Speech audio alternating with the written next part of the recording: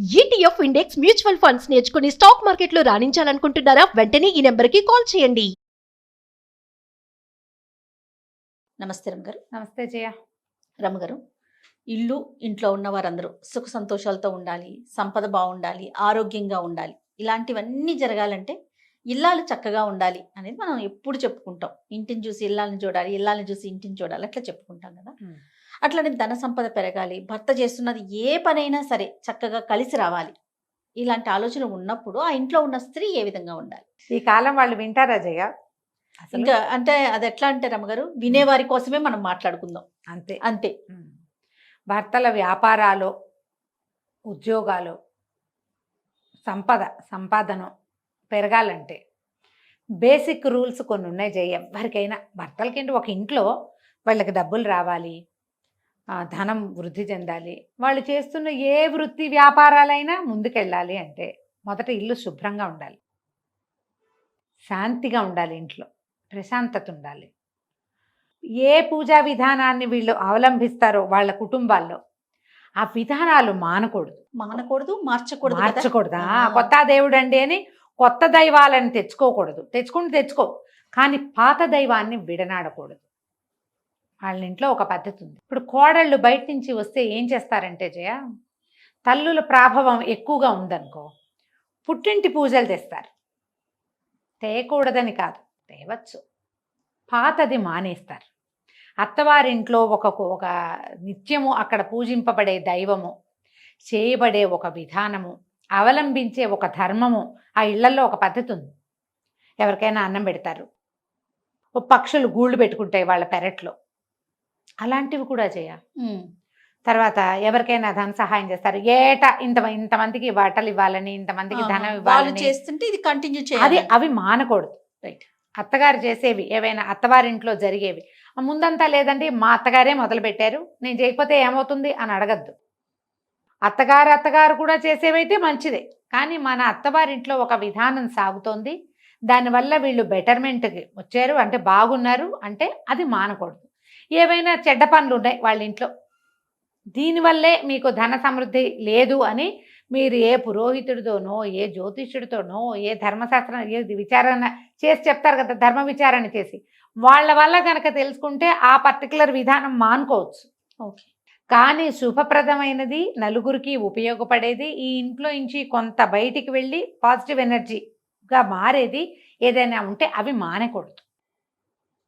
ఇల్లు శుభ్రంగా ఉంచాలంటే జనాలకి ఇప్పుడు ఓసిడి ఒకటి పట్టుకుంది. వాళ్ళు రేపు కోవిడ్ తర్వాత విపరీతంగా ఓసిడికి గురయ్యారు. అవునండి. ఓసిడిలో ఇల్లు శుభ్రంగా ఉండటం, ఎంతసేపు సర్దిందే సర్ది, తుడిచిందే తుడిచి, కడిగిందే కడిగి, కూరగాయలు విపరీతంగా కడగటం, ఎంతసేపు హెల్దీ తిండని అదో పిచ్చి. పీరియడ్ ఇష్యూస్, అది కలుపుకుంటే ఏమొస్తుందో, ఇది కలుపుకుంటే ఏమొస్తుందో, అది కలిసిపోయింది కాబట్టి అదేదో అవుతుందేమో, ఇలాంటి భయాలు పిచ్చల కింద ప్రబలిపోతున్నాయి. పిచ్చ వల్ల ఏమి బాగుపడదమ్మా, పిచ్చి కింద పిచ్చే డెవలప్ అవుతుంది. అవును. పిచ్చికి పడద్దు. అలాంటివి ఏమైనా ఉంటే దాన్ని రిపేర్ చేసుకోండి, దానికి వైద్యం చేయించుకోండి. కానీ అక్కడ అంటే చేయబడేటువంటి, అవలంబించబడేటువంటి ధర్మ మార్గాన్ని వదిలిపెట్టద్దు. సాధారణంగా ధన సమృద్ధి అనగానే లక్ష్మీదేవి, ఈశ్వరుడు రెండు విధానాలు ఉండాలి. లక్ష్మీదేవికి పూజ, మామూలుగా లక్ష్మికి పూజ అంటే మనం లక్ష్మీదేవిని పెట్టుకుని లక్ష్మీ అష్టోత్తర శతనామావళి చేసి నిత్యలక్ష్మి పూజ చేయటమే కాదు. లక్ష్మీదేవికి కొట్లాటలు ఉంటే నచ్చదు. మీరు పక్కింటి వాళ్ళతో పోట్లాట, వాకిట్లోకి ఎవరైనా వస్తే పోట్లాట, స్విగ్గీ జొమాటో వాడు వస్తే ఆ వాళ్ళతోటి కూడా వాదన, వాళ్ళతోటి కూడా వాదిస్తారమ్మా. ఏంటో సార్ అనలేదని, అవును అన్నారని, మర్యాదగా మాట్లాడలేదని, ఎవరో ఒకరితోటి పోట్లాట. ఇందులో ఆడమగ తేడా లేదమ్మా పోట్లాటలకి, అన్నిటికీ పోట్లాడము. ఇంట్లో వాళ్ళే మా భార్య భర్త కొట్టుకుంటూ ఉండటం, అత్త కోడళ్ళు కొట్టుకోవటం, వీటి వల్ల సమృద్ధి రాదు. అవి తగ్గించుకోండి. వ్యాపారం పెరగాలంటే ప్రధానమైన సూత్రం అది. ఇప్పుడు భర్తలు చాలామంది అన్నదమ్ములు వ్యాపారాల్లో కలిసి ఉండి ఇళ్లల్లో సెపరేట్గా ఉంటారు. అలాంటి వాళ్ళు కూడా కనిపిస్తారు. మనము వాళ్ళకి తగాదా పెట్టేలాగా ప్రవర్తించకూడదు. సెల్ఫ్కి పెద్దపీట వేయకూడదు. సర్వతోముఖాభివృద్ధి, ఫ్యామిలీ ముందుకెళ్ళాలంటే నా సంగతే నేను చూసుకుంటా అన్న ఊహ చేయకూడదు. అప్పుడు ముందుకెళ్తాం. నీ ఒకదాని కోసం చూస్తే ఇంకేముంది, సంఘటిత శక్తులు అవి ఏమి ఉండవు అక్కడ. మనమే ఉంటాం. కొన్నాళ్ళకి మనం సెపరేట్ అయిపోతాం. ఈ ఒంటికాయ సొంటి కొమ్ము జీవితం ఏం సుఖం? దానివల్ల సుఖం లేదు కదా. అవును. లక్ష్మీ పూజ చేయటం, తర్వాత ఈశ్వరారాధన చాలా మంచిది. ఇప్పుడు మనకేంటంటే పర్వదినాలు వస్తాయి. ఇప్పుడు ఈ నమ్మకాలు లేని వాళ్ళకి ఏం చెప్తామంటే, వాళ్ళకి ఇది పూజ చేసే నమ్మకాలు పెట్టి ప్రార్థన చేసే నమ్మకం ప్రతివాడికి ఉంటుంది. పూజ ప్రార్థన రెండు సమానమేనమ్మా, ఒకటే. నువ్వు అది చేస్తావా ఇది చేస్తావా, ఏ విధానాన్ని అవలంబిస్తే దాన్ని సజావుగా అవలంబించండి. మీకు ఇంకొకటేదో మీ సిస్టము, ఆ సిస్టంలో కూడా దానము, ఇతరులకి సహాయము, ధర్మ ప్రవర్తన అన్ని ధర్మాల్లోనూ ఉంటుందమ్మా. కదా, దేనిది దానికే, దేని రకం దాందే. వాళ్ళకి ఏదో చెప్తారు, ఇంత ఇంత దానం చేయాలని, ఇంత కలిసి ఉండాలి, ఏవో ఉన్నాయి కదా, ఇది ధరించాలి, ఇప్పుడు పూజ చేయాలి, ఈ సమయంలో ఉపవాసం ఉండాలి, అందరికీ ఉన్నాయి. మీకు ఏది ఉంటే అది పాటించండి.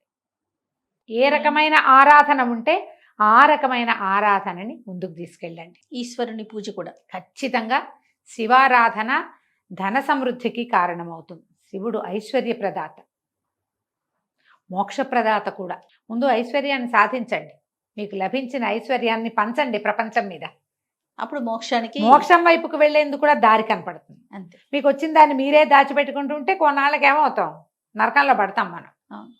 మోక్ష సాధన లేదు. ఇంకా మనకి ఎంత వచ్చినా సరే అందులో నుంచి కొంత దానం చేయాలి, కొంత ప్రపంచం మీద ఖర్చు పెట్టాలి, కొంత ఇతరులకి అయాచితంగా ఇచ్చేసేయాలి. వాడు అడిగితే ఇవ్వడం కాదు, నీ అంతటి నువ్వే ఇస్తూ ఉంటే వస్తూ ఉంటుంది.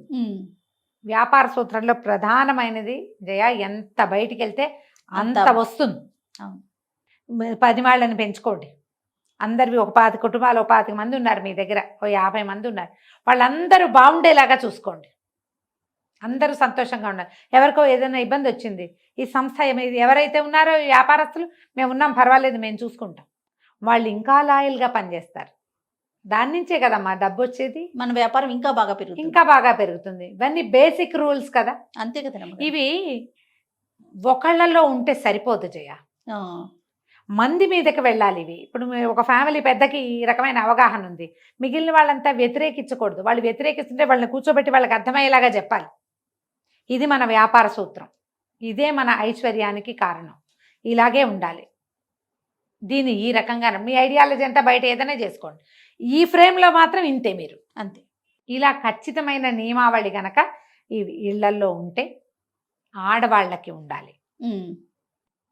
మగవాళ్ళు దానాలు చేసేవాళ్ళైనా ఆడవాళ్ళ చేతులు చిన్నవనుకో కష్టం, ఇంకేమిస్తారు. అవును కదా. పూర్వం అట దీని మీద చిన్న కథ చెప్తా చూడు. ఒక ఆయన పిసినారు, వాడు వ్యాపారస్తుడు, బాగా సంపాదించాడు. భార్య ఆవిడకి ఏంటంటే ఇలా సంక్రాంతి వచ్చిందంటే దానం చేసేయాలి, 4 బస్తాలు అక్కడ పెట్టించు, నేను దానం చేసుకోవాలనేది. ఆవిడ పెద్ద పెద్ద అరిచేతులు, తీసిందంటే తవ్వెడొస్తాయి. అయిందా.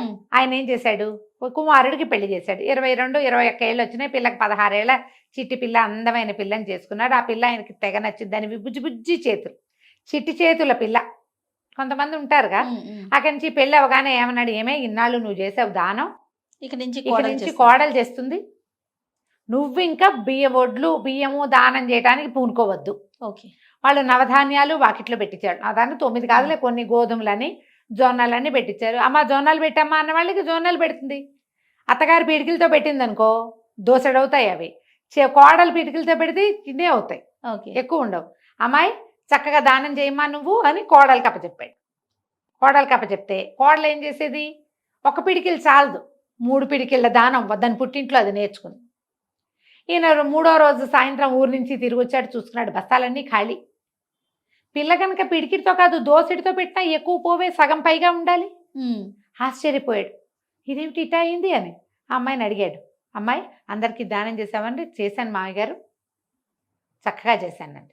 మెల్లిగా భార్యను పక్కకి తీసుకెళ్ళి అడిగాడు, ఏమే దాన్ని చెయ్యి చూడు, ఆ పిల్ల చెయ్యి అంతే, చిట్టి పద్మం వల్ల ఇంతే చెయ్యి, అది ఎంత పెట్టినా వెళ్ళవే, ఎంతమందికి పెట్టినా ఇటా పెట్టింది, మొత్తం ధాన్యం అంతా అయిపోయింది, అన్ని బస్తాలు ఖాళీ అయిపోయినాయి, ఏం మిగలేదు, కనుమ నాటికి ఖాళీ మొత్తం. అడిగితే ఈవిడ చెప్పింది, నేను 1 దోసెడే పెట్టేదాన్ని, దాని వాళ్ళ పుట్టింట్లో వాళ్ళ నాన్నగారు 3 పిడికిళ్ళు పెట్టించేవాట, 3 దోశలు పెట్టించేవాట. 3 దోశలు అత్తగారి దోశల కంటే పెద్దవే అవుతాయి, అంతేగా. వీళ్ళ అలవాటుగా పెట్టింది, నువ్వు దానం చేయమని ఇచ్చేవు. ఆయన నెత్తి మీద చెయ్యేసుకున్నాడు. వెళ్ళే అలవాటు ఉంటే మన ఇంట్లో నుంచి ఎట్లయినా వెళ్ళిపోతుంది.